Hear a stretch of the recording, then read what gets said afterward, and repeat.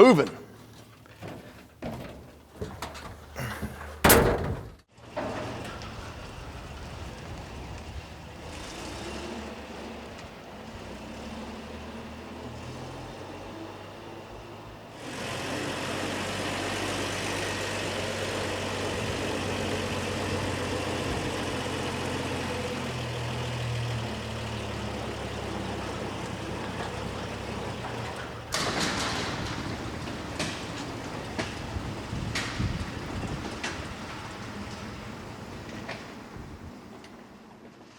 Hey, this is Davin with Hagerty and our Redline Rebuild shop update. That's correct, I said shop, not a car, the shop. Check this out. We are growing. We now have a 2-bay shop instead of that little single bay. So what I'm here to tell you today is walk through and basically discuss what we have in mind as far as each area of the shop and how we've been able to get there, we'll say. So, but just in general, here we have, we have room to have our previous projects in the same area that we're in. We don't have to shuffle things in and out. That was actually the biggest idea. So as we have our schedule of filming and that we need to put out, stuff on a schedule, well, like everybody's projects, we run into snags. And what we were finding out from an efficiency standpoint, that we spend a lot of time shuffling stuff in and out of the area. So this area became available, and it's literally 3 doors down from where we're at, but it's obviously a larger piece. And now we can have multiple projects spread around. And when we run into those scenarios where, we didn't have wood for the truck bed, we can jump over to something else that's set up and just, basically keep moving. So like I was saying, here's our Model A. You'll remember this not only from the Hershey swap meet. We built this car in 4 days. It also has the Redline Rebuild Model A engine, which you will also remember. We went down to Ron's and put fresh Babbitt and did the whole 9 yards that way. And then, of course, assembled it in our shop. And this thing is purring like a kitty. It's very nice. And if you remember, it used to leak oil like a sieve. And now I think it's been sitting here for 3-4 days, 5 days, and there isn't a drop. Just like it's supposed to be. So that's this project, like I said, you'll remember. And then coming up into the kind of the main area of the shop here, we'll have somewhat of a general area for cars that we have completed or we're going to be working on the kind of stage in this area. So the Volkswagen Bug is sitting here. This 72 Bug is the recipient of the Volkswagen Redline Rebuild engine. So that is one of our completed engines. And then of course here we have our 1950 Chevy pickup truck with that Redline stove bolt in it. As we keep in mind, yes, we have increased our presence, our footprint, if you will.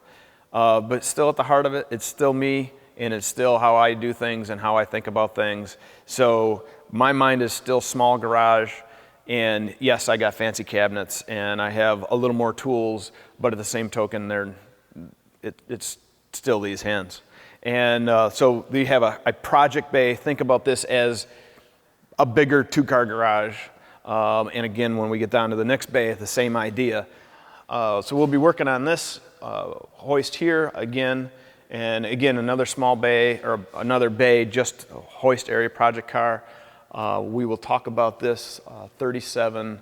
Call it a stock car in the day. Today it would be referred to as a modified, but that is going to be one of our next projects that we get on. It is going to entail not only the car itself as the star, like the pickup truck, and it also will have a 440 Chrysler engine that actually raced in the car at one point in time. This project came from Barn Find Hunter with Tom Cotter down in West Virginia. The gentleman's name is Snowball, and we'll have a series coming up specific to this car. And for all those that want to know, yes, it won't look like this when we're done.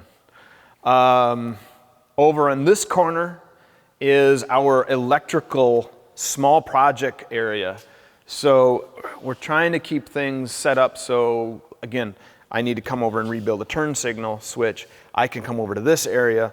All my, all the tools relative to electrical, will be in this drawer and or this cabinet. And I can come in and we can set up and do the work. And again, it's all in the mind of being efficient with our time and efficient with our resource. I even thought about our camera crew. They are much of a working function of this shop as I am. And this will be their area. You notice it's smaller, right? I'm sure everybody knows this is smaller. But this is their staging area. So they have a very large area up top to store all their equipment. But in the heat of battle, as we're doing our projects, they need to have somewhere to come in and just set their stuff down, reload batteries, grab SD cards, so on and so forth. And then and that's down here on the main shop floor, so it's not so cumbersome running up and down steps and such. Okay. Now, over here, at some point in time, you'll see we have our Redline explained monitor or TV up against the wall. That'll be placed up on the wall, and we're referring to this loosely at this point in time as our lounge. Now, that is not a lounge like as in taking naps. We don't have time for that. But it will be a spot where we can sit down, we can discuss the videos in a little more leisure area. And you can see that we have this glorious, well, we have two glorious. This is roughly a early 70s jukebox. And we also have about a 54 jukebox over on the other side. And these will be one of those things, kind of side project type stuff. And we're going to get this functional and, play some music, what have you. So that's something that we'll be tinkering with here and there. We'll see what we do as far as video-wise.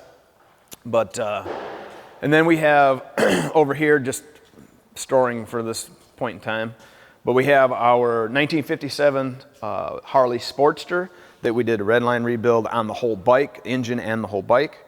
So that's sitting here. It's basically in a spot where we're doing a little bit of just maintenance, general maintenance right now. Again, just kind of a loose area. I have just a gorgeous parts washer coming, Gladiator parts washer that's going to sit, at least to start with, in this corner. So this stuff is out, and then I'm going to have a spot that I can honestly stand in, and I could take a jet wash myself. But that's coming. Inside these rooms, we have two rooms that are closed off. This will now be our, what we loosely call the machine room or dirty room. So we'll have the sandblast cabinet in here. We'll have our drill press, our grinders, our belt sanders. The idea is that we'll try to contain some of that dirt and crud in here. It's not to say that we're not going to use hand grinders and stuff out on the projects, because you obviously have to, because if you're fitting something, it makes no sense to be walking back and forth 40 times. But if you got a big job and you know what you have to do, you can bring it right in here, knock it out, and take it and fit it or put it on the project outside. But again, the idea is that this is set up separate and somewhat contained as far as dirt and grime. And of course, we'll do our best to keep it clean anyway, because it will get tracked out. Right now it's nice because it does have one AC inlet, and that side's not air conditioned. And I have to say I will apologize for my garage legs. It's summer. Okay, that kind of covers this area. This will be our clean room, with the intention that this is nothing more than our engine assembly room. So you can do a lot of things as far as in a room with a bunch of stuff going on. You got to keep everything covered up and try to keep the dust off your new parts. And obviously when you assemble engines, you want to be as clean as possible. And this will give us a little better leg up on doing that. If you're at home, just do like we've been doing and keep stuff covered. And when you're assembling an engine, don't be sandblasting next to it. Don't be grinding next to it, all those types of things. Just kind of keep it separated out. So it's, again, this is just offers us a little better flexibility as far as what projects we work on as we have parts and keep moving efficiently. This by no means is to tell everyone out there to stop working because you don't have a mammoth shop. Absolutely not. You have a shop. I restored, the first car I restored, it was a 1.5 car garage, and it turned out pretty good, at least I think. Relative to our team, we are all now in one building, the 4 or 5 of us, I guess. And so that exit sign is where all the hard work is at, but they're in a really small room. So they got like a 2x2 closet for each of them. And we just slide food underneath the door when it's time for them to eat, and they edit like crazy. But they do a nice job, right? So we're treating them well. It's air conditioned. So let's talk about the pickup truck briefly.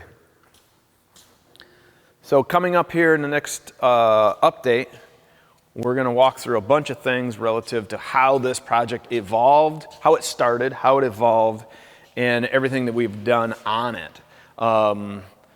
If you will, think about the Redline Explain videos where we talk specific to an engine. We're going to do the same thing relative to the whole project of the truck.